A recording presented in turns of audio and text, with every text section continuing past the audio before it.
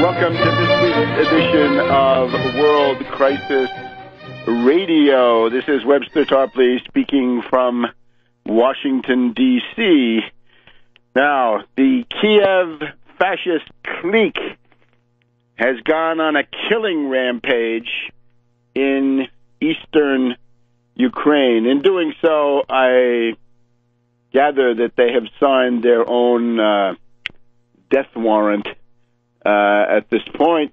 But what they've done is order certain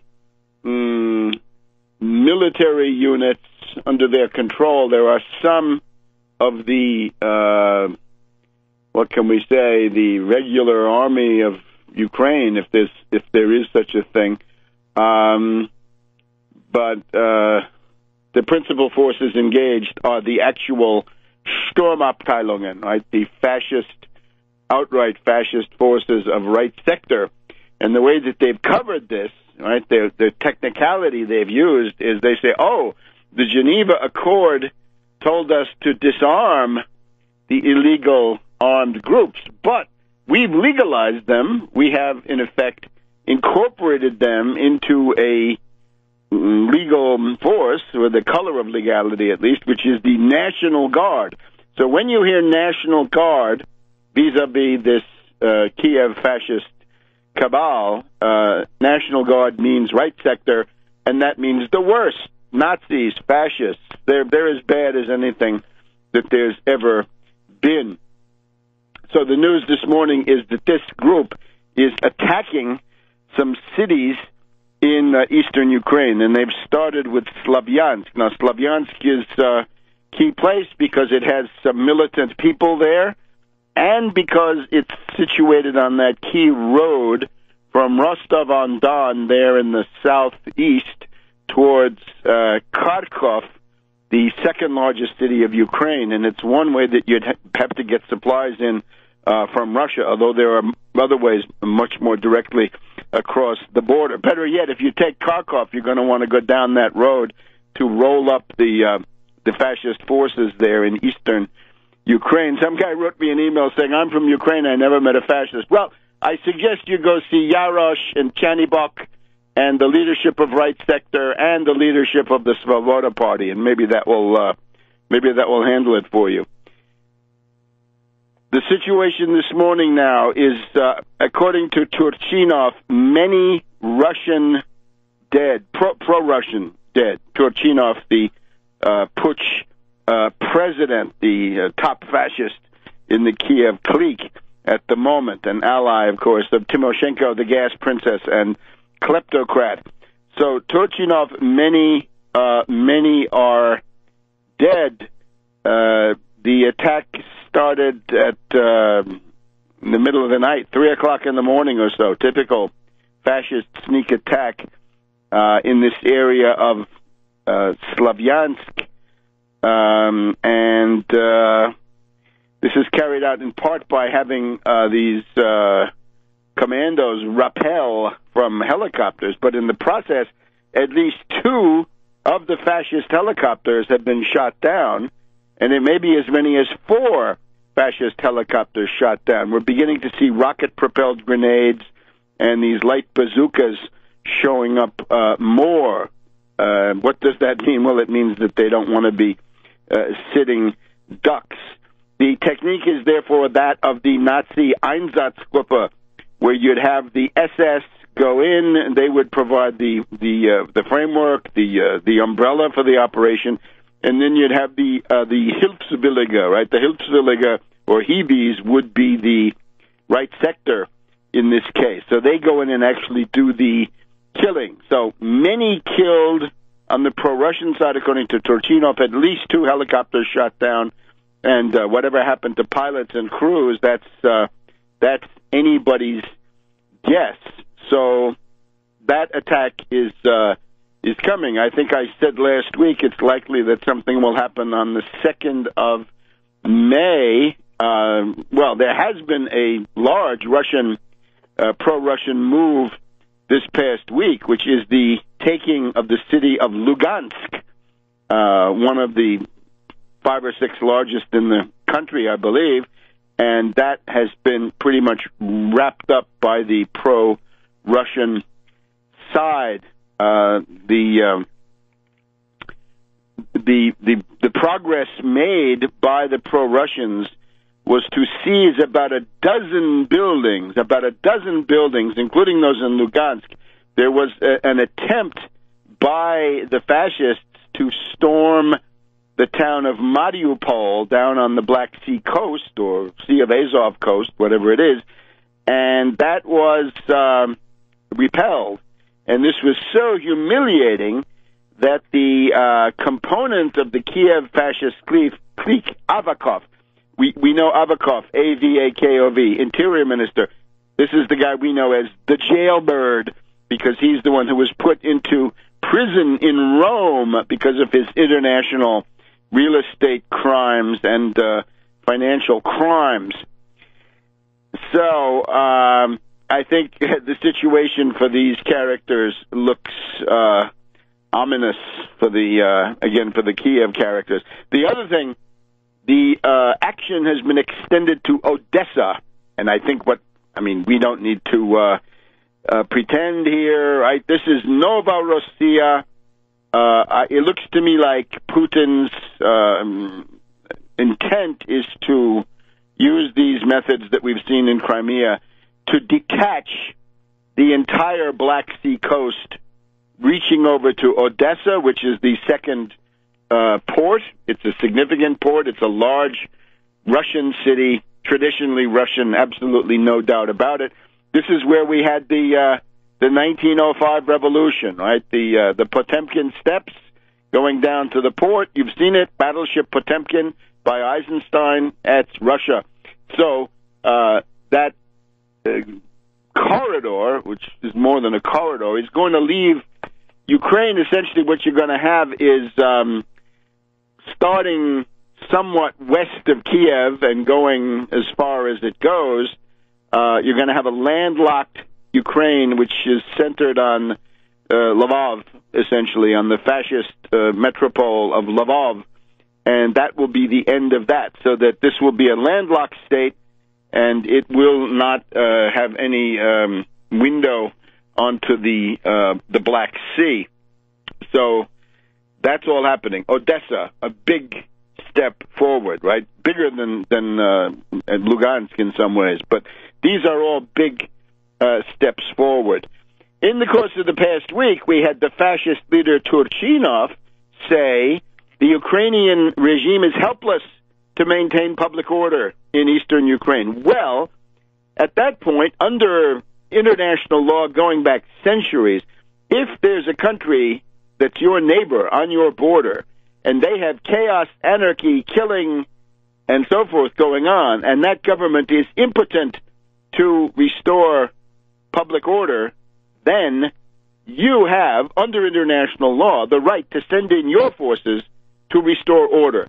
And that is in some ways the root of this entire responsibility to protect, which we know people like Samantha Power and Bernard Kouchner, they believe in so much, right? The R2P. Well, R2P is intervene to restore order, and I think they're going to get a dose of their own medicine. Now, in the course of the week, Putin made this very interesting remark saying, well, if they go ahead and try to hit us with sanctions, then we're going to have to look at foreign companies that are active in critical sectors of our economy, such as, for example, energy. And that means watch out, stockholders of ExxonMobil. Watch out, stockholders of Chevron. That means you. And if you allow Obama and this crew to push ahead with these idiotic sanctions, then you will get a haircut. You will be left holding the bag.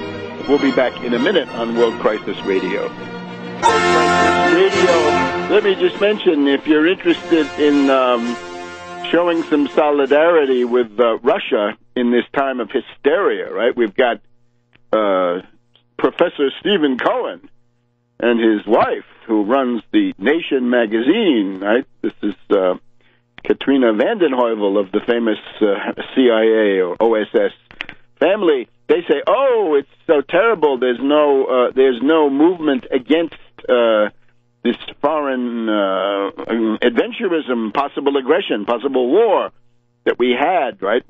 People were demonstrating against the Iraq War and so forth. Well, the Voice of Russia, right? Voice of Russia, somewhat, I think, significantly better line than RT. In other words, not so fawning for Snowden and Ron Paul and Assange and these people, right? More like the Voice of Russia rather than RT. Who knows what that means?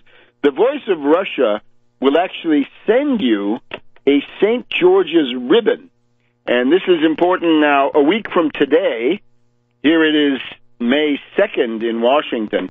A week from today will be the 9th of May. This is when Russia, the Soviet Union, celebrates the victory over Nazism and fascism in World War II. Here in the West, it's actually the 8th of May. This need not concern us at the moment. So what you ought to do is go to the Voice of Russia page on the Internet, and you'll see that they're offering the St. George's ribbon, pro-Russian ribbon. It's actually orange and black, isn't it, with stripes? And they'll actually send you one. So you've just got to send them a mailing address, and that's a nice gesture. Right now, the UN Security Council is meeting, and I don't have reports on what's going on. I can imagine. Let's just go back to Putin for a second. He said, look, in terms of energy, we have to review the foreign companies that we've got working here in case these sanctions come down. Good idea for the presidents of ExxonMobil and Chevron to call up the White House and say, no, no, no, no, no. Not for those fascists in Kiev who won't fight. What kind of fascists are they? They don't even fight. Right? It's one thing to be a fire-breathing aggressor. We've seen that.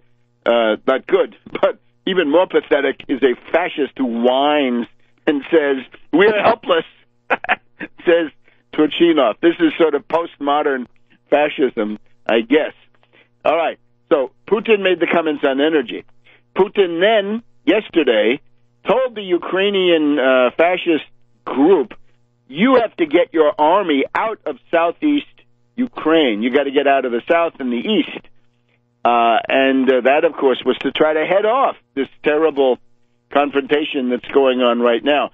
This morning, the word from the Kremlin is, this is from Putin and from his spokesman, Peskov, that the Geneva deal is dead. That was the attempt to disarm the armed groups to get everybody out of buildings, everybody out of public squares. They never did it. And the Ukraine regime is still claiming that they are scrupulously respecting the Geneva deal. So the current attack was preceded, I think we mentioned, by the fall of Avakov, the jailbird, and he has now been replaced by the head of the SBU, the equivalent of the CIA, or BND, or DGSE, one of these. So this is now in an escalated combat phase, and we'll have to see about that. I should have mentioned on the Einsatzgruppe, the most, or quite detailed and authoritative account of this, there's a book called Ordinary Men by a historian by the name of Browning, and he describes the Einsatzgruppe and the Hiwis and how this is all done. The IMF has extended a helping hand to the fascist clique, although, watch out, it comes with conditionalities, right? And the conditionalities are, of course, genocidal austerity against the Ukrainian people. It's one of the big things that's destroying this puppet regime. We saw Madame Lagarde, alias Lagarde. Madame Lagarde came out this week and said, we had to act quickly to save the situation there. But, of course, they're demanding their entire neoliberal wish list of lunatic genocidal austerity, double the price of gas, destroy the social safety net, gut the services, and so forth. They promised $17 billion. The immediately deliverable is at the very most, $3.5 billion. Most of that is owed to Russia. Let's see if they pay. That problem of paying for the natural gas underlines again the folly of attempting to have an independent Ukraine. It cannot be economically viable, and it therefore fails to meet the test that Rosa Luxemburg set up. Can this state, this entity, right, the Staatsgebilde, can it exist on its own? And the answer is always no. I think Russia would have a way to make Ukraine a profitable going concern, right? What with Donetsk, Donbass, Kryvyi Rog, iron, steel, coal, all the rest of it. That could be very, very important. Now we have Merkel here. This is the Chancellor of Germany, otherwise known on this program as Die Dumme Kuh, the former commie who came out of East Germany, right? She was told that capitalism is theft, and she wants to put this into action. So Merkel is here. Now, Merkel's message is actually, we hope, maybe not the worst for the U.S. characters to hear. And this is that German business does not want to sacrifice itself for the sake of this gaggle of fascists. He doesn't. Chanibok and Yarosh are not a good reason to destroy your company among German business leaders. So the ones that are on record now saying no to further sanctions, we have Siemens, and Siemens is prominent because the chief executive of Siemens, Joe Kaeser, visited Putin at his dacha and got his picture taken. We also have Gerhard Schröder, former SPD chancellor, who had his birthday also celebrated in St. Petersburg with Putin. But Siemens, BASF Chemicals, right? Volkswagen Automobiles, Adidas sports shoes and so forth, Deutsche Bank derivatives, Daimler-Benz, the Mercedes-Benz company, and on and on. I think also Henkel. They make soap powders, things like this.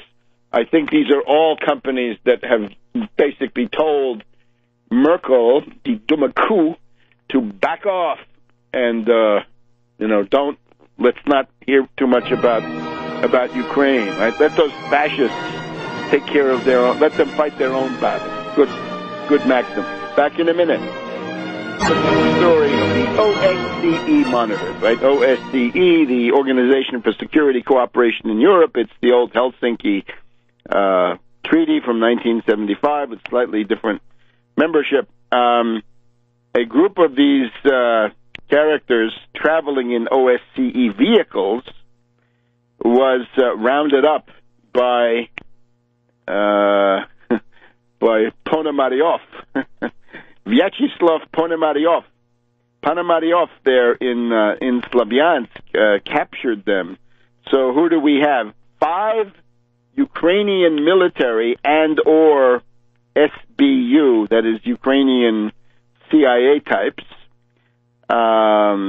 Let's see, 4 German officers, including a colonel, ein Oberst, Schneider. So the German officers were 4, 3 normal and 1 able to translate, but all of them German military officers, then 1 each from Poland, Denmark, Sweden, Czech Republic. So a broad spectrum of NATO forces. And what were they doing? Were they from the OSCE? No, they were not. And you can look at my Twitter feed to see all the ins and outs. I've sent out the tweet from the OSCE where they say, no, these are not our people. It's not us. These are military. They're there under something called the Vienna document, whatever that is, and they're not the OSCE, and they're not diplomats. They're all military officers. Military officers out of uniform behind enemy lines are what? Well, traditionally they're spies, and that may be what these people are doing. They're in a big bus, And in the bus, they had explosives and lots of ammunition. What could that be? A false flag, perhaps? Something like, trying to set up a new Gladio, as if they didn't already have it. It's called Right Sector. So you get the idea. So these people are captured. The one from Sweden is sick, so they let him go. They're still being held, and Ponomaryov wants to trade them. Now, where do these people come from? The Germans. It's a bilateral German-Ukrainian operation. It's not the OSCE. Do not believe it. It is not the OSCE. Klaus Neukirch of the OSCE went on television in Vienna, Austria last Friday evening, a week ago today, saying, and he says, these are not from us. The woman, the interviewer says to him, well, don't you do a risk profile before you do these things? He says, yeah, normally we do, but in this case we didn't because it's not our mission. Nicht unser Besuch, not our visit. That's the ORF. And you can find the same thing in Deutsche Welle, written all in German, except for what I've contributed. Take a look at Tarpley.net. Tarpley.net has my intervention on Press TV last Sunday night. That, again, these are not from the OSCE. They are pure NATO military, what we used to call the Hartruhe, right, the German Defense Ministry.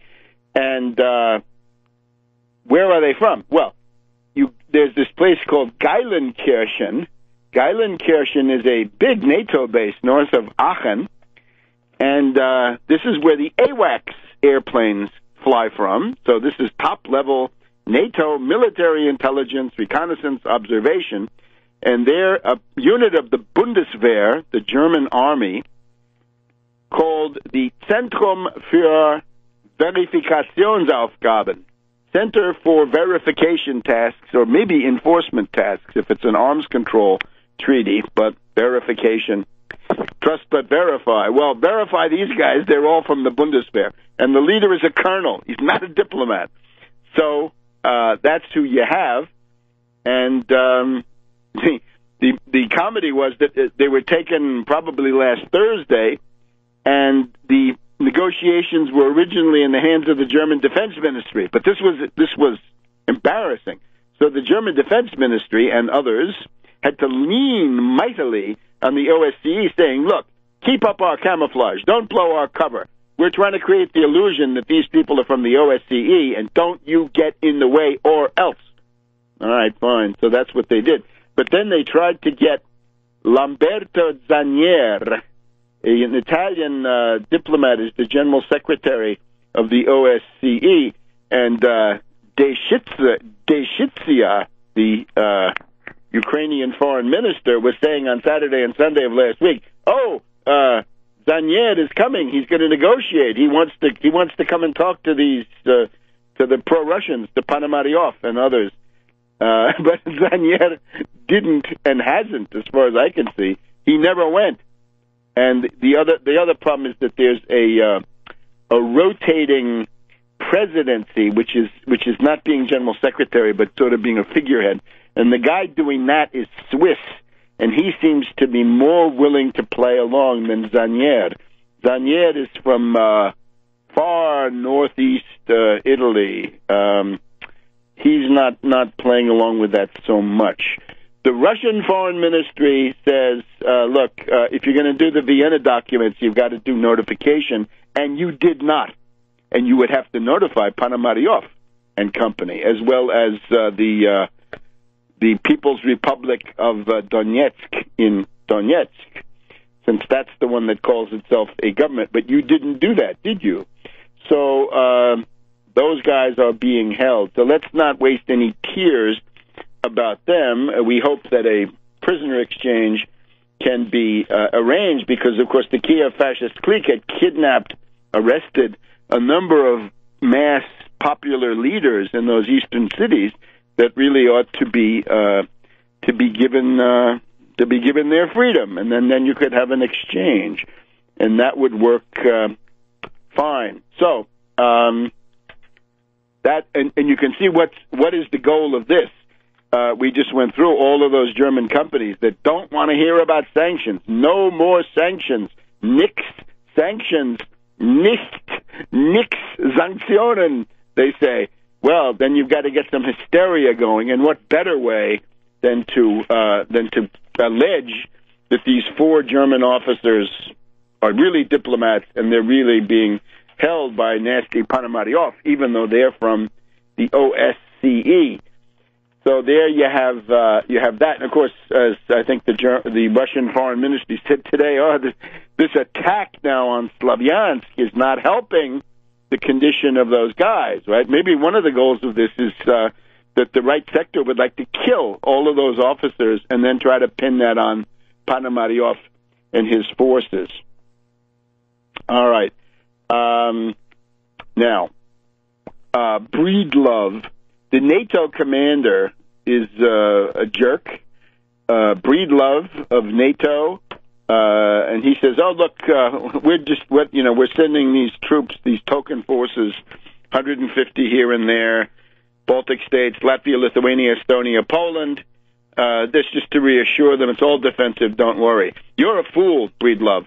And what this actually shows is the American people never knew what was being sold to them. This is now one of the crimes of Clinton. Clinton is responsible. Under Clinton, NATO expansion was pushed. In 1990-1991, Manfred Werner, the head of NATO, said, "We are not going to push NATO to the east. We're not even going to push it into the eastern part of Germany. We're going to leave East Germany free of NATO." And that maybe, according to some, has been respected. But what good is that if you then push on to Poland and Latvia and Lithuania and Estonia, practically to the gates of St. Petersburg? It is time to roll back that folly of NATO expansion that now makes the United States the slave to hotheads, fascists, revanchists, lunatics in all of these little countries that need to learn to get along with Russia, but now we've encouraged their most adventurous sort of politics, right? Netanyahu-style leaders have the upper hand in most of these places. Right? See the Kaczynski twins and the people in those Baltic states. Back in a minute. Welcome back to World Crisis Radio. Webster Tarpley here in Washington, D.C. It's May 2nd. In terms of anniversaries, right, this coming week, Grant and Sherman, 150 years ago, began to move south to crush slavery, one of the greatest victories for humanity and one of the greatest defeats for oligarchy and, to be sure, the British Empire that were backing the Confederate States of America. So there may be some reenactments at the Wilderness and Spotsylvania, and all of that is coming up now. North Anna, Cold Harbor, Petersburg, from now, May, June, July, the Petersburg siege then begins, and similarly, Sherman begins to proceed down Dalton and Resaca and Ezra Church, Peachtree Creek, a whole series of flanking maneuvers, right, which were one of the main studies of von Moltke the Elder. So we'll be following all that as time permits. Breedlove, we should sack this Breedlove and get busy rolling back this folly of NATO expansion, which has essentially mortgaged now the future of the United States to a bunch of adventurers like Yarosh and Chanibok. This is intolerable. Okay. In terms of the greater world historical significance, right? Here we have an interesting article. Christopher R. Hill, former U.S. Secretary of State for East Asia, has been ambassador to Iraq, South Korea, Macedonia, Poland, Kosovo, Dayton Peace Accords, North Korea, all the rest of it. So, fairly significant State Department figure. On a website called Project Syndicate, which is opinion pieces, op-eds, his article of April 21st, The End of the New World Order. The End of the New World Order. I'm sure Ron Paul is disappointed because Ron Paul was supporting globalization worldwide free trade and a worldwide currency. But for Christopher Hill now, it's the end of the New World Order. He writes, Russia's annexation of Crimea and intimidation of Ukraine appear to mean the end of a 25-year period whose hallmark was an effort to bring Russia into greater alignment with Euro-Atlantic goals and traditions. Now the question is, what comes next? The challenge is not so much Ukraine. Ukraine will continue to lurch from one crisis to the next, as it has for this time, 23 years. More, it's a problem of Russia and regression, recidivism, and revanchism. Well, the three R's of Christopher Hill. What he's complaining about is the globalized system, right? The neoliberal absolute primacy and even sacred quality of predatory, parasitical speculation. And indeed, the backup of that was NATO running wild across the earth with really no break, no check. And that, I also believe, is ending. So I welcome that. We've just got to make sure that it goes far enough and fast enough. Now, in this regard, we have the distinguished Russian economist Sergei Glaziev, and he has been putting out in the second half of April at a meeting of the Moscow Business Forum and other settings. He has put forward a series of economic measures, self-defense, dirigism. I think it's one of the Russian publications says Glaziev is a dirigist. Yes, dirigist, protectionist, neo-mercantilist. You can call it what you like. This is what Cassius Clay, Lincoln's ambassador, was trying to convince the Russian manufacturing class to drop free trade and go with protectionism. And that was the night the British ambassador's aide freaked out. So Glaziev says, let's get ready. Let's be ready if the U.S. hits us with heavy sanctions. Notice Glaziev himself personally has been sanctioned, right, along with Rogozin and some of the oligarchs, frankly, that are close to Putin. He makes clear one obvious one that will get everybody's attention, right? If we are sanctioned by the U.S. in a heavy-duty way, we must default on all U.S. loans. Don't pay. Of course not. What, are you crazy? You're not going to pay. Others in Moscow had talked about confiscation of U.S. investments and property. That's certainly a definite possibility, right? Remember, the great principle of international affairs is reciprocity. You do something to them, they are guaranteed to do it to you as soon as they can and as soon as they're capable. Now, he also wants to increase the international role of the ruble. This is a good thing. The only thing is you got to realize what it takes. And what it takes is a broad, deep, liquid treasury bonds, treasury bill market, GKO market. You got to be able to handle $1 trillion a day and $4 or $5 trillion on special days without batting an eye. And that takes some doing. Right? It took the U.S. 100 years to get more or less to that point. He also wants to transfer Russian assets that have to be abroad from aggressive pro-NATO countries to other countries that are more neutral. And then the most interesting part comes when he says, if we're cut off from foreign lending, if we can't get loans from the London market, if we can't float Eurobond loans or whatever it is, then we've got to go to an autarchical system. The autarchical system would be having the Russian central bank deliver cheap, long-term credit for production. Does that sound familiar? Cheap, long-term credit for production. This is essentially a version of what I have been recommending these many years, which is a credit stimulus, 0% or as close to that as you can get it, 0% long-term century bonds if needed, and preferentially channeled into productive activity, infrastructure, and agriculture and manufacturing as a means of keeping the national economy going. So this is the interesting part of Glaziev. It's a very interesting package.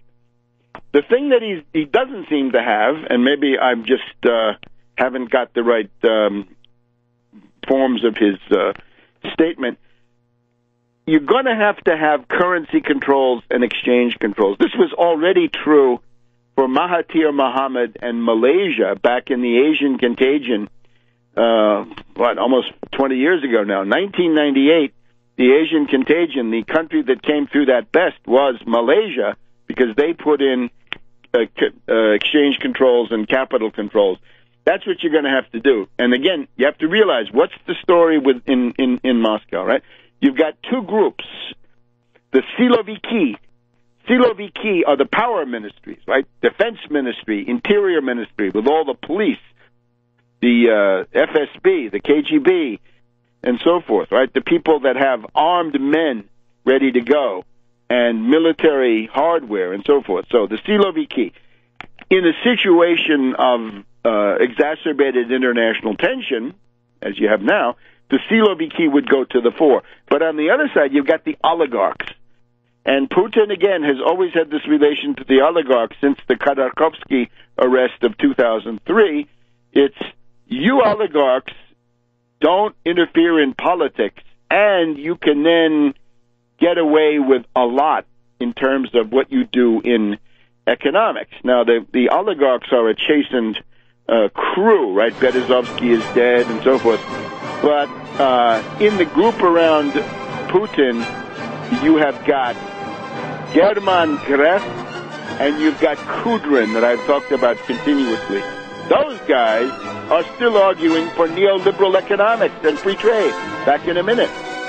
Well, welcome back to World Crisis Radio. This is Webster Tarpley here in Washington, D.C. Now, we have a special guest right now, friend of the broadcast, Reverend Edward Pinkney of Benton Harbor, Michigan, who has been fighting against the Governor Snyder emergency manager regime, the dictatorship over many towns in Michigan, from Detroit to Benton Harbor, across the entire peninsula, but also the fact that Benton Harbor has been made into a kind of company town or plantation of the Whirlpool appliance manufacturers. And we were shocked this week, and I hope Reverend Pinkney will correct me if I'm wrong, that he was attempting to organize signatures for a recall to challenge the high-handed, outrageous actions of Mayor Hightower, I guess it is, and somehow this led to Reverend Pinkney being arrested and even for a time confined at home. So, Reverend Pinkney, is that correct? Is that the situation?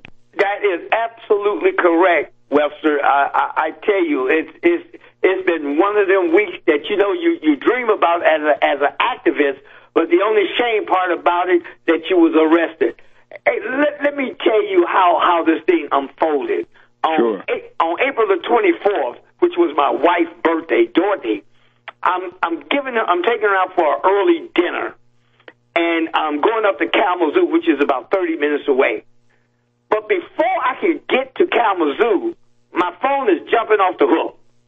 They're telling me that the sheriff department with the SWAT team had blocked off the streets and surrounded my home. They say it was at least 30 to 40 deputy or law enforcement agents at my house. They was all over the place. Nobody can get in the city on the street, and nobody could get out of the street. If you was in the house, they told everybody to stay in their homes, do not come out. And here I am wondering what is going on. So, you know me, I finished my dinner, and I called my attorney and had him call this corrupt prosecutor, Michael Sepik. And according to them, Michael Sepik had put out a warrant for my arrest, claiming election fraud, claiming that I have crossed out some dates on the petition and put in a new date, and 5 felonies and 6 misdemeanor charges. And he said, their exact words, my attorney said, well, he's going to turn himself in Monday morning. They said, absolutely not. We want him right now, and we're going to get him. We don't care where yet, we're going to find him. Listen to this. All day and whole day Thursday night up until Friday morning, they was going all over the city of Benton Harbor with the SWAT team and law enforcement looking for me in my car. You would not believe the people was calling and saying, what is going on? You know, they said, don't come home, whatever you do, because look like they want to kill you. And I tell you, Webster, this has been one of them weeks. And then the bad part, when I turned myself in the next morning, they set bond for $30,000. And they said that they wanted it now. Then they put me on tether, and then they said I could not use the computer for any reason. So you know what? This is one of those situations, Webster, that I must confess that, you know, I don't put anything past law enforcement anymore.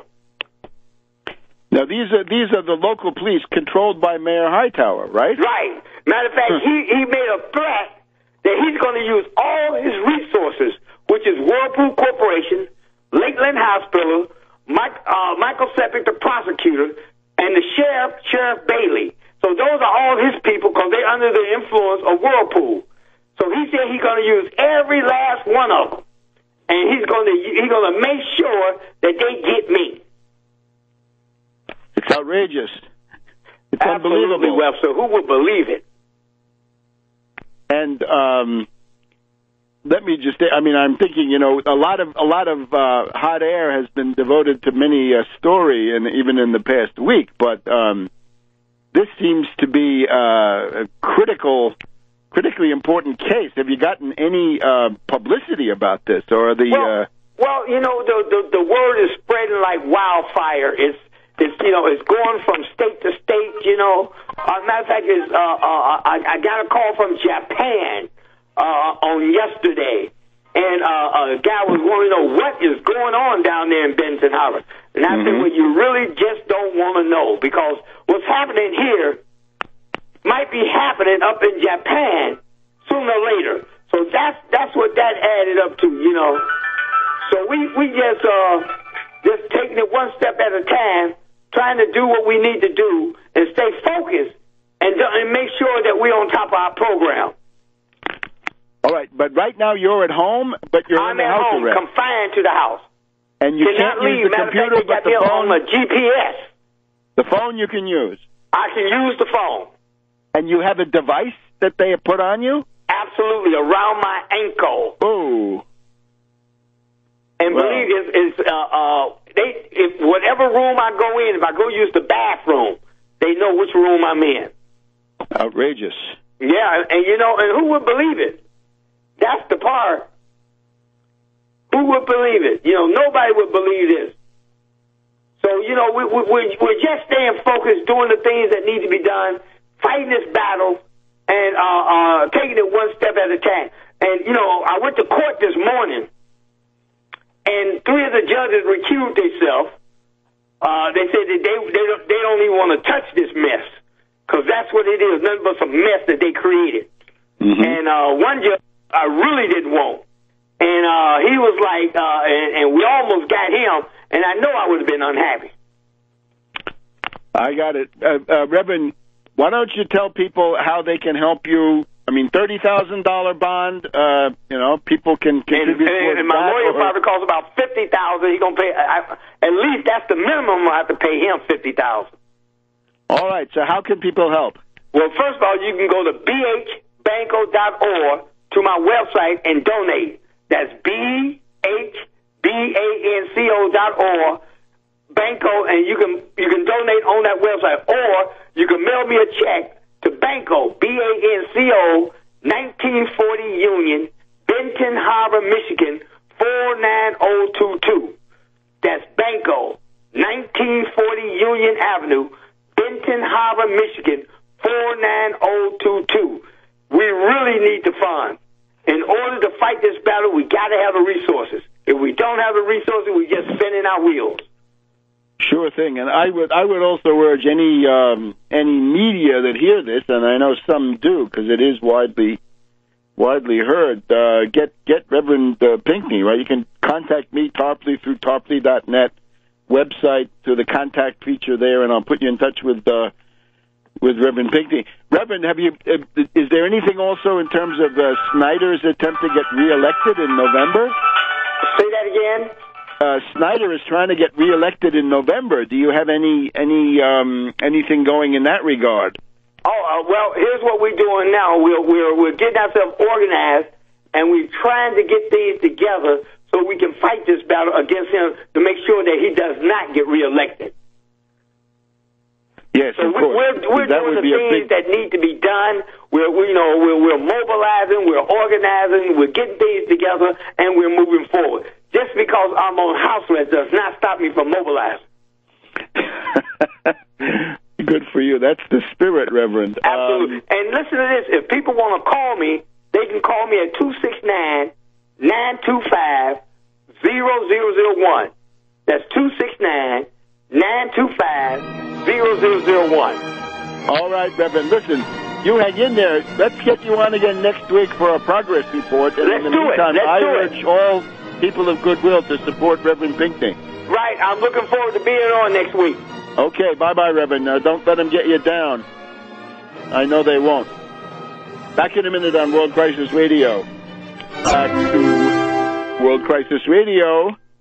That's Reverend Edward Pinckney in Benton Harbor, Michigan, and that's a wild story. I wonder where all the great libertarians are on a story like that. You try to work within the system with petitions and majority votes, and 5 felonies, 6 misdemeanors, $30,000 bail. So remember, Reverend Edward Pinckney, 1940 Union, Benton Harbor, Michigan, 49022, and it's payable, I guess, to him or to B.H. Banco, B-A-N-C-O. This is an organization of African-American ministers and others, and they've been absolutely critical in fighting the fascist Governor Snyder and his emergency manager law, which I like to call the Little Hitler law, because it sets up a little Hitler in every one of these cities. So, continuing, though, with the theme that we were in, right, we had, in terms of the Russian policy apparatus, right, we're broadly sympathetic, absolutely sympathetic to the goals of Putin, but we're not going to be following every twist and turn of the propaganda, because this makes no sense, right? Russia can speak for itself. But what we're interested in here is indeed this question of getting out of the globalized universe. That is to say, the 25 years of unilateral, unipolar U.S. domination, which has somehow been more extreme, right? When we had Spain from about 1525 or so until the late 1650s, Spain dominated the world, fine. And it absorbed Portugal, and that meant it really did dominate much of the world. But still, there was always resistance. The Dutch provinces, the United Provinces resisted. The English resisted with defeating the Spanish Armada, and the Ottoman Empire, and even France at different times in there resisted. So there was no unchallenged, unquestioned world domination.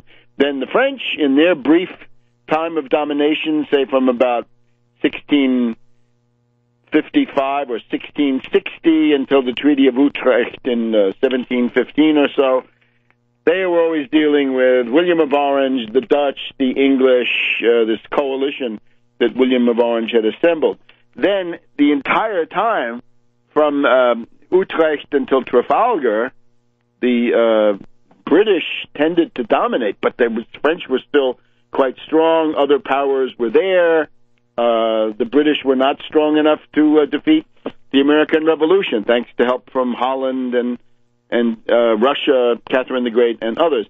There is a phase from about 1815 to 1870 where the British come close to a unipolar world, but even there, they've still got to deal with Metternich, the Holy Alliance. You have Russia, you have the Austrian Empire, you have Prussia, you have the United States. There's still a challenge going on. What we've seen in the past 25 years is maybe we have to try to measure this, but it may be one of the most one-sided situations we've ever had. It's a commentary on the oligarchs of the nomenclatura who broke up Russia, broke up the Soviet Union when that was not necessary. That really was a tragedy. The people who did that with the nomenclatura, and the nomenclatura is exactly who we find in the form of German Greff and Kudrin and others. So Glaziev is absolutely on the right track. If you get hit with economic warfare, you've got to retaliate with economic warfare. You default on U.S. loans, confiscate U.S. property, and, of course, other countries that foolishly go along with this. You're going to need, and this I think this is maybe so obvious that he doesn't put it in, you're going to need capital controls and exchange controls, even though the neoliberal Greff, Kudrin don't want that. There used to be a third person in that group, by the way, Hilarionov, but he defected. He turned against Putin, and he teaches somewhere in New York City now. The great benefit of Glaziev is to talk about the mobilization of the Russian central bank for dirigistic credit, cheap long-term credit for infrastructure production and the financing of commerce, agriculture, and all the rest. So these things are important.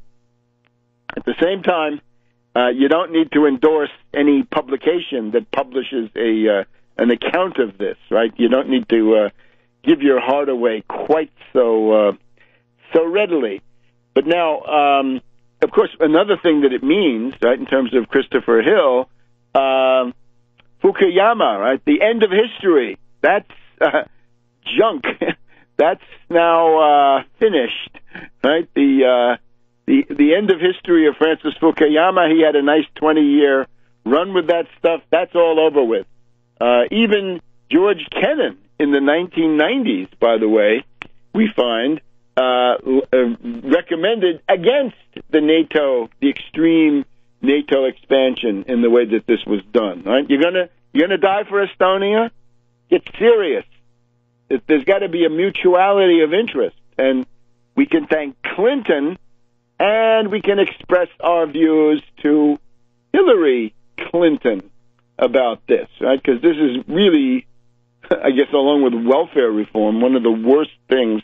Well, along with derivatives and the abolition of Glass-Steagall and the rest of it, this is terrible heritage from Clinton. The people who supported him uncritically at the time, they should think about it, right? Some of the ones who'd like to forget that. All right, now, neocons are always attacking. They're always trying to stir up turbulence and conflict. Charles Krauthammer today is attacking Obama's foreign policy. Obama's foreign policy is broadly representative of what the American people want. That is to say, to back off from this stuff, to not be upfront in attacking Russia. We've also got today Buck McKeon, Congressman Buck McKeon of California from the House Armed Services Committee. He doesn't like what went on in Syria. He doesn't like what went on in what's going on in Ukraine. And they're going to have hearings next week on the defense budget. The point of all this is these critiques are a mishmash because they want to criticize Obama for bombing Libya, which I agree, that's terrible. And at the same time, they want to criticize him for these relatively feckless sanctions, which he's simply using to cover himself in terms of public opinion, which is fine. Fine that he does it, not their criticism. Back in a minute on World Crisis Radio. Welcome back to World Crisis Radio. So, Krauthammer wants hostilities. They all claim they don't want war, but they just do things that will lead in the direction of war. And then later on, they'll they'll demand more. Right now they say nobody's thinking about boots on the ground. Well, Diane Rehm this morning seemed to be thinking about boots on the ground, but that's what they tell you now. Wait till you go a little bit further down the road. So Obama is not the worst in this picture. Attack some others, right? Some of the ones I've mentioned. Attack Kerry, attack Rice, attack Newland, attack Piat, and some others. Now, speaking of this, we have Anne Marie Slaughter, who she, of course, is one of these humanitarian bombers, right? One of the people who wants to have conflict. She wants the U.S. to bomb Syria, in effect. And, of course, she's intensely preoccupied with the privileges of oligarchical women here in the United States. That's her other specialty. But she has an article in this same package, along with Christopher R. Hill, that the New World Order is in danger because of the evil Putin. Anne Marie Slaughter helpfully she suggests a way to do it.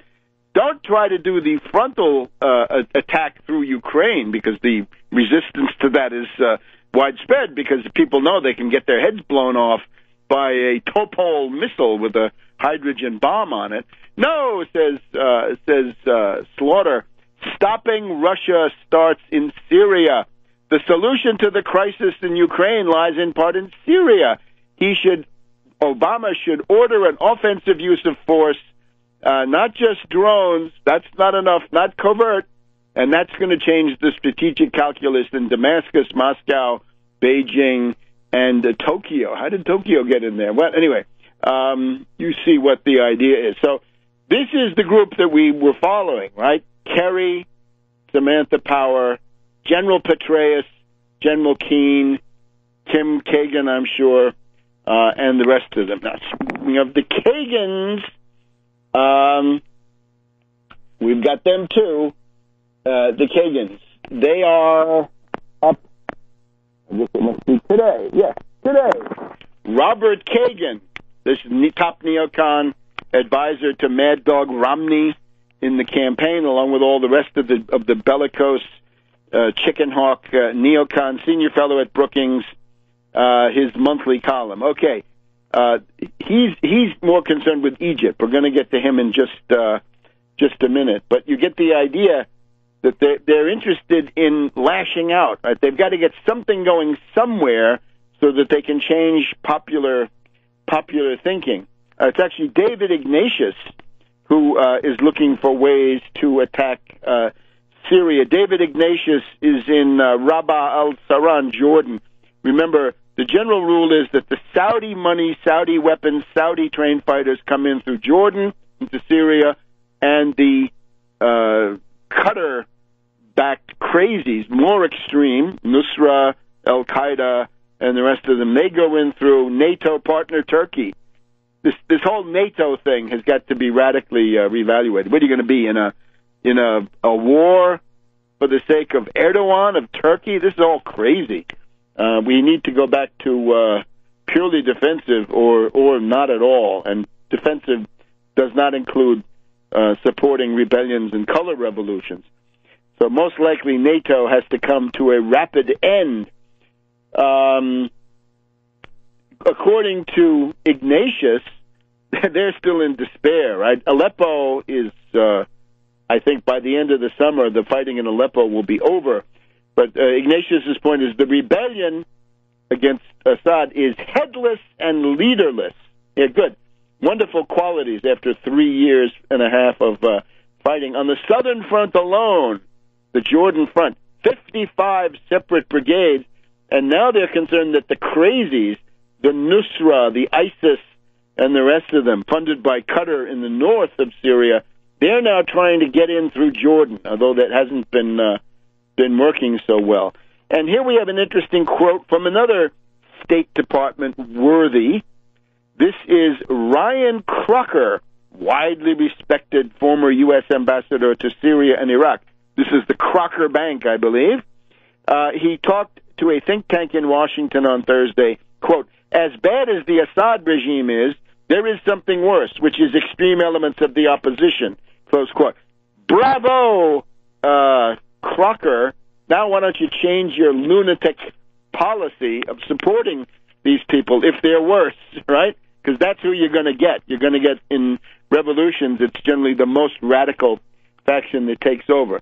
But you see, with Dean Slaughter, right? Anne-Marie Slaughter, this charming lady, she wants to attack Russia by humiliating Putin in Syria.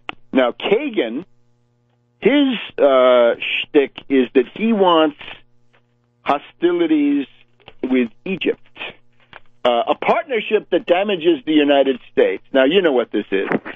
General Sisi is running for president, I would add. Hamdin Sabahi, the Nasserist, is also running for president. Between these two candidates, I would say, you compare that to the Republican field, Egypt is doing significantly better than the Republican Party.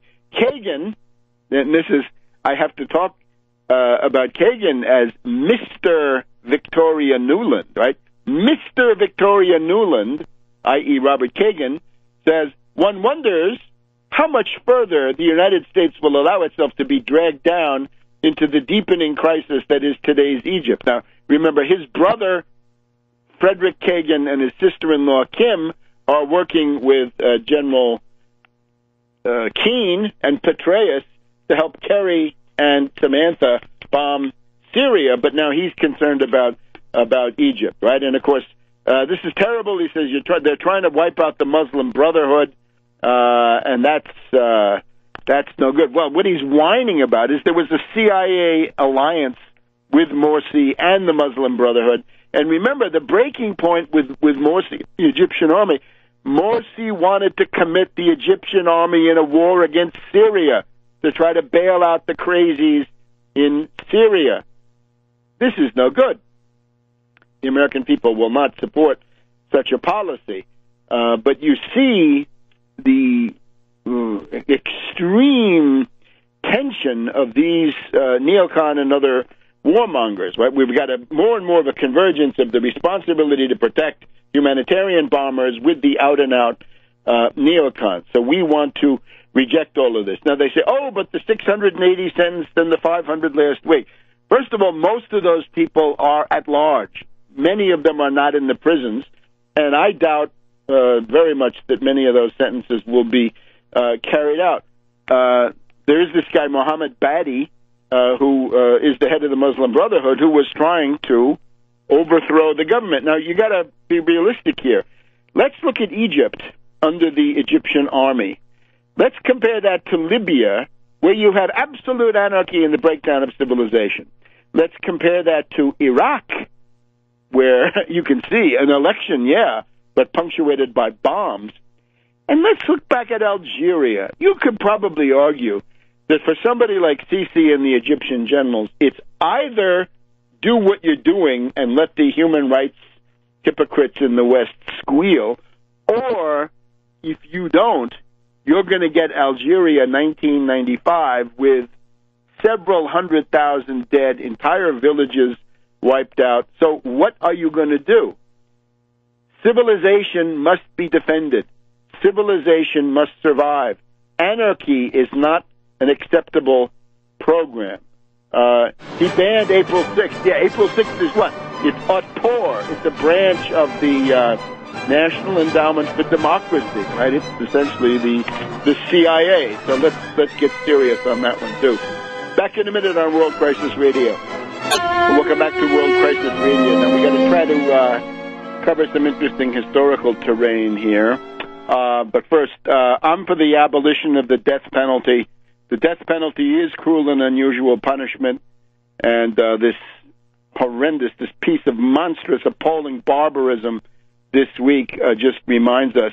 I'm wondering, where are all the libertarians? Where are the people who are they're so supportive of Cloven Bundy, but this person who was put through unspeakable torture, again, appalling barbarism. The libertarians are silent, underlining what hypocrites they are.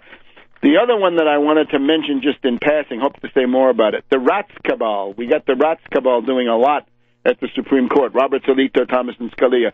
The question on the affirmative action and the referendum in Michigan, I think what that points to is, apart from the merits, the race-based formula is politically untenable, and it may have merit or it may not, but it will not pass. It's losing more and more politically. So I would say to people, you can do the same job for the black community and other minorities, and you can do something important for the poor white population by switching over to socioeconomic or class-based criteria. And this would then be politically viable because this would have broad support. In other words, instead of a race-based system, which is cynically used to divide, the class-based system would, by its very nature, unite mass forces in order to force an expansion of opportunity rather than simply the division of a shrinking or existing pie. The leader in this kind of research, and I'm not endorsing, I'm just saying you want to read up, is the Century Fund, the Century Foundation. I'm sorry. It used to be the 20th Century Fund. They employed W.S. Wojcinski that we've talked about on the program. It's not Wojcinski anymore, but it's a guy called Richard Kallenberg, Kahlenberg. And what he says is if you do a fairly robust and vigorous approach based on socioeconomic class-based, you can do a better job for the minorities than you could do with a purely race-based. So there were all kinds of things going on there. Also, we have to note, Scalia is obviously senile, right? He gets his facts mixed up in the opinions that he writes. But now, to push ahead, remember, we can't let this Cloven Bundy thing go by. And remember my thought experiment last week. What would the world be like if somebody like Cloven Bundy wins? If the Cloven Bundys of the world prevail, what's it going to look like? And I tried to point to these imperial knights, the Reichsritter of the Holy Roman Empire, right? Goetz and Ulrich von Hutten and Sickingen and the rest of them. And what a wretched life they have, as Ulrich von Hutten complains, that I got to wear armor everywhere, I have to make alliances with some lord, and then I have to fight his enemies, and it's just a wretched life. And he says to his correspondent, you guys living in cities have it much better, because, again, you have law and order, even if it is an oligarchy. Let's just look at one example. My thesis is that the most grotesque examples of oligarchy in the 1500, 1600, 1700 period are being visited on the United States today. Let's just take one example. The cuius regio eius religio. The Lord tells you what your religion is going to be. The count, the duke, the marquis, whoever it is, whoever you're living under will tell you what your religion is going to be. Now, this comes out of the War of the Schmalkaldic League in Germany, right after Luther in the Reformation, Protestants versus Catholics, you know the drill. So the Peace of Augsburg, 1555, says, cuius regio eius religio, whose region, his religion. And that means the local lord dictates what the peasants are going to pray to. Now, does that sound familiar? You know what that is? That's Hobby Lobby. Hobby Lobby says, I'm the wealthy oligarch who owns Hobby Lobby. I get to dictate the religious scruples, in effect, of my employees, right? You work for me, you're going to get my health plan, then I have the right to dictate that you get no vaccine because I have scruples. Organ transplants, right? I have worries about that. Blood transfusions, life support, right? That may be a denial of God's will, and on and on. So every crackpot religious doctrine can be imposed on you. Cuius regio eius religio, now Hobby Lobby. And watch out for the rats cabal.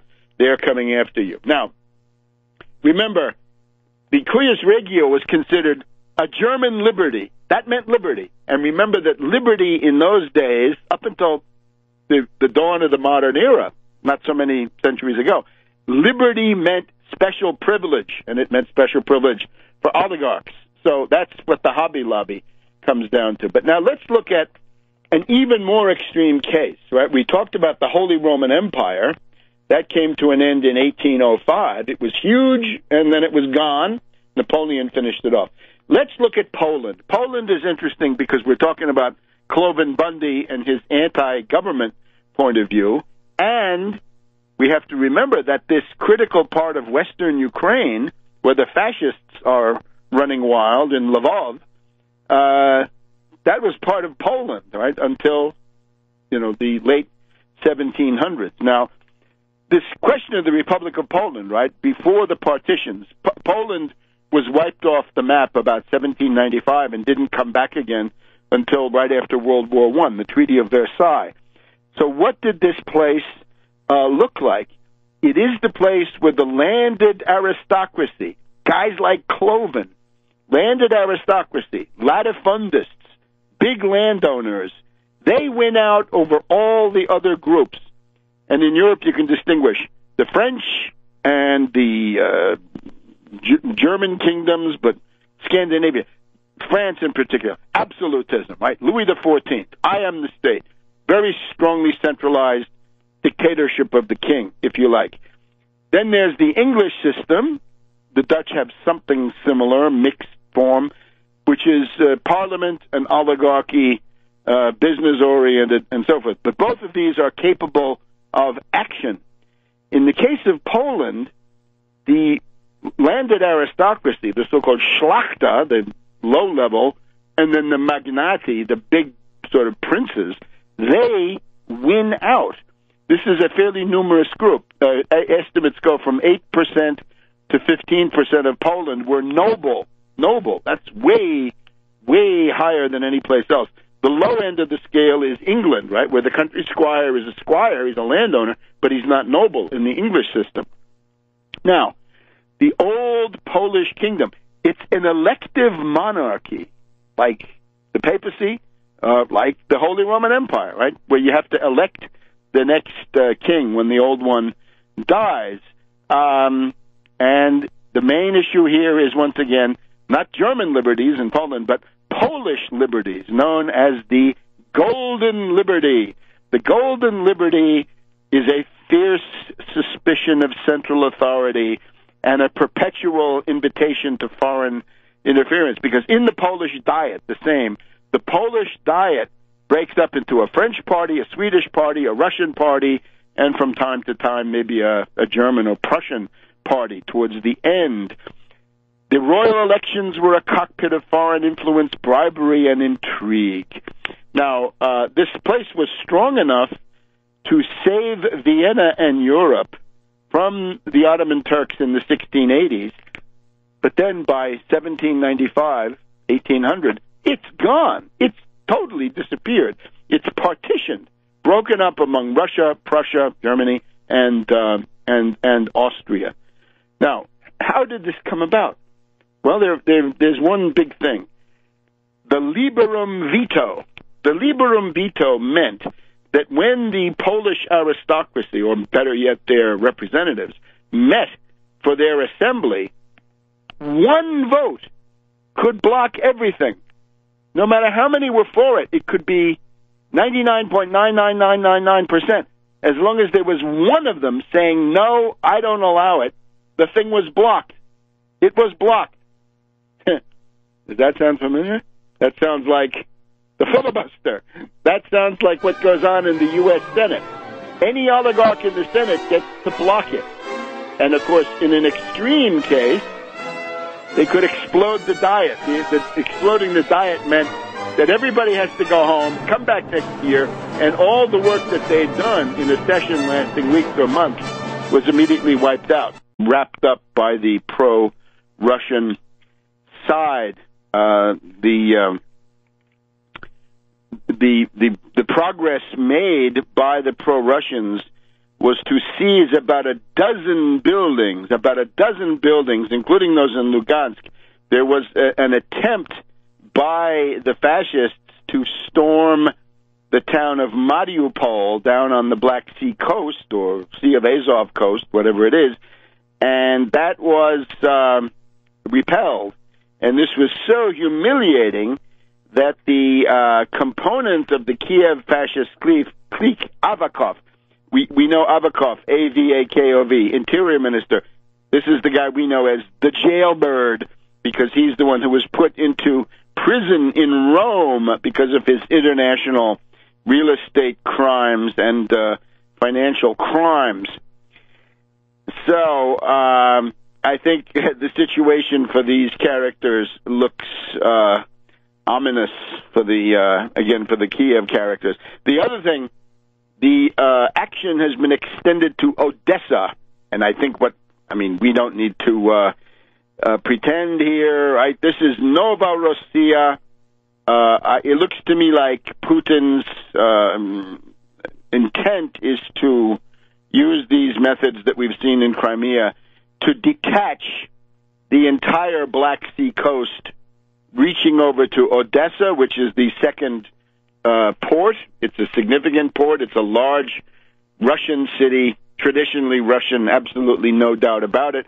This is where we had the 1905 revolution, right? The Potemkin Steps going down to the port. You've seen it, Battleship Potemkin by Eisenstein. That's Russia. So that corridor, which is more than a corridor, is going to leave Ukraine. Essentially what you're going to have is starting somewhat west of Kiev and going as far as it goes. You're going to have a landlocked Ukraine, which is centered on Lvov, essentially, on the fascist metropole of Lvov, and that will be the end of that, so that this will be a landlocked state, and it will not have any... Welcome to this week's edition of World Crisis Radio. This is Webster Tarpley speaking from Washington, D.C., Now, the Kiev fascist clique has gone on a killing rampage in eastern Ukraine. In doing so, I gather that they have signed their own death warrant at this point. But what they've done is order certain military units under their control. There are some of the, the regular army of Ukraine, if there is such a thing. But the principal forces engaged are the actual Sturmabteilungen, right? The outright fascist forces of right sector. And the way that they've covered this, right, the technicality they've used is they say, the Geneva Accord told us to disarm the illegal armed groups, but we've legalized them. We have, in effect, incorporated them into a legal force, or the color of legality at least, which is the National Guard. So when you hear National Guard vis-a-vis this Kiev fascist cabal, National Guard means right sector, and that means the worst. Nazis, fascists, they're as bad as anything that there's ever been.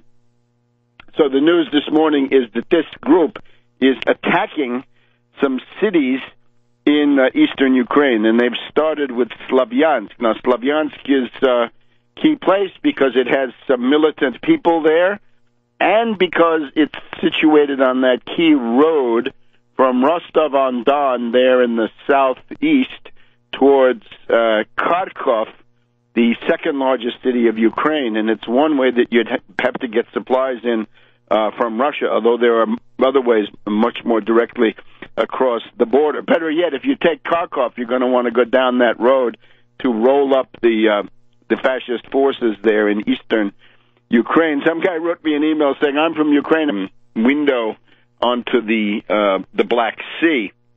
So that's all happening. Odessa, a big step forward, right? Bigger than Lugansk in some ways, but these are all big steps forward. In the course of the past week, we had the fascist leader Turchinov say the Ukrainian regime is helpless to maintain public order in eastern Ukraine. Well, at that point, under international law going back centuries. If there's a country that's your neighbor on your border, and they have chaos, anarchy, killing, and so forth going on, and that government is impotent to restore public order, then you have, under international law, the right to send in your forces to restore order. And that is in some ways the root of this entire responsibility to protect, which we know people like Samantha Power and Bernard Kouchner, they believe in so much, right? The R2P. Well, R2P is intervene to restore order, and I think they're going to get a dose of their own medicine. Now, in the course of the week, Putin made this very interesting remark saying, well, if they go ahead and try to hit us with sanctions, then we're going to have to look at foreign companies that are active in critical sectors of our economy, such as, for example, energy. And that means watch out, stockholders of ExxonMobil. Watch out, stockholders of Chevron. That means you. And if you allow Obama and this crew to push ahead with these idiotic sanctions, then you will get a haircut. You will be left holding the bag. We'll be back in a minute on World Crisis Radio. World Crisis Radio. Let me just mention, if you're interested in showing some solidarity with Russia in this time of hysteria, right? We've got Professor Stephen Cohen and his wife, who runs the Nation magazine, right? This is Katrina vanden Heuvel of the famous CIA or OSS family. They say, oh, it's so terrible. There's no movement against this foreign adventurism, possible aggression, possible war that we had, right? People were demonstrating against the Iraq War and so forth. Well, the Voice of Russia, right? Voice of Russia, somewhat, I think, significantly better line than RT. In other words, not so fawning for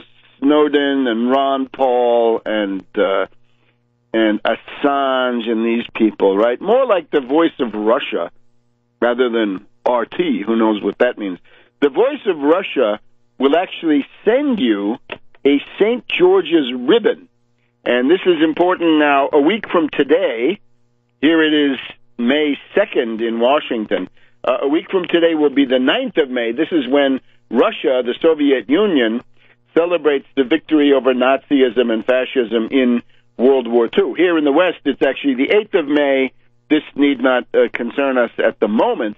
So what you ought to do is go to the Voice of Russia page on the Internet, and you'll see that they're offering the St. George's ribbon, pro-Russian ribbon. It's actually orange and black, isn't it, with stripes? And they'll actually send you one. So you've just got to send them a mailing address, and that's a nice gesture. Right now, the UN Security Council is meeting, and I don't have reports on what's going on. I can imagine. Let's just go back to Putin for a second. He said, look, in terms of energy, we have to review the foreign companies that we've got working here in case these sanctions come down. Good idea for the presidents of ExxonMobil and Chevron to call up the White House and say, no, no, no, no, no. Not for those fascists in Kiev who won't fight. What kind of fascists are they? They don't even fight. Right? It's one thing to be a fire-breathing aggressor. We've seen that. Not good. But even more pathetic is a fascist who whines and says, we're helpless, says Turchinov. This is sort of postmodern fascism, I guess. All right. So Putin made the comments on energy.